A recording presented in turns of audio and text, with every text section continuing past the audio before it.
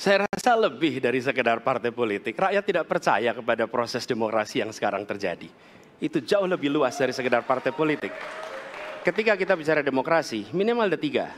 Minimal tiga nih. Satu, adalah adanya kebebasan berbicara. Yang kedua, adanya oposisi yang bebas untuk mengkritik pemerintah dan menjadi penyeimbang pemerintah. Yang ketiga, adanya proses pemilu, proses pilpres yang netral, yang transparan, jujur, adil. Tiga. Dan kalau kita saksikan akhir-akhir ini, dua ini mengalami problem. Kita menyaksikan bagaimana kebebasan berbicara menurun, termasuk mengkritik partai politik. Dan angka demokrasi kita menurun, indeks demokrasi kita.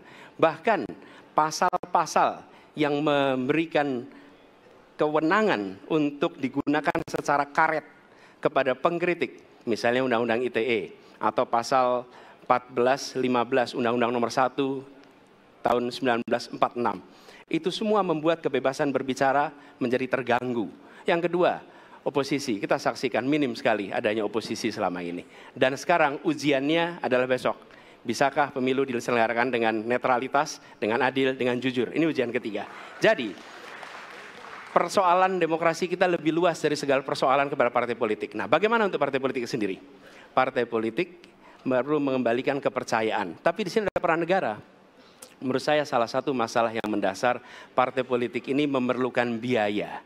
Dan biaya politik selama ini tidak pernah diperhatikan di dalam proses politik. Untuk kampanye, untuk operasional partai, semua ada biayanya.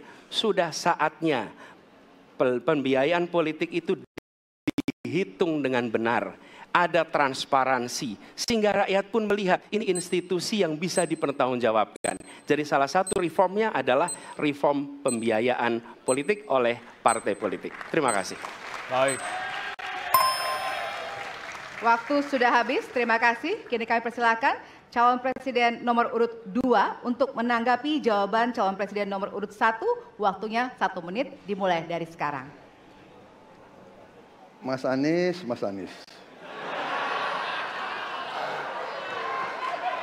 Saya berpendapat Mas Anies ini agak berlebihan. Mas Anies mengeluh tentang demokrasi ini dan itu dan ini. Mas Anies dipilih jadi gubernur DKI menghadapi pemerintah yang berkuasa. Saya yang mengusung Bapak.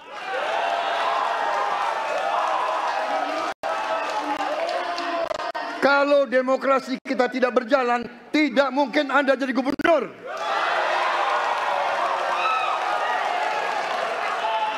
Kalau Jokowi diktator, Anda tidak mungkin jadi gubernur.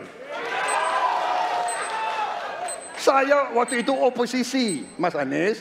Anda ke rumah saya, kita oposisi, Anda terpilih. Waktu habis, Bapak. Harap tenang. Bapak Prabowo. Baik, para pendukung, kami mohon untuk tenang, para pendukung. Download Tribun X sekarang. Menghadirkan lokal menjadi Indonesia.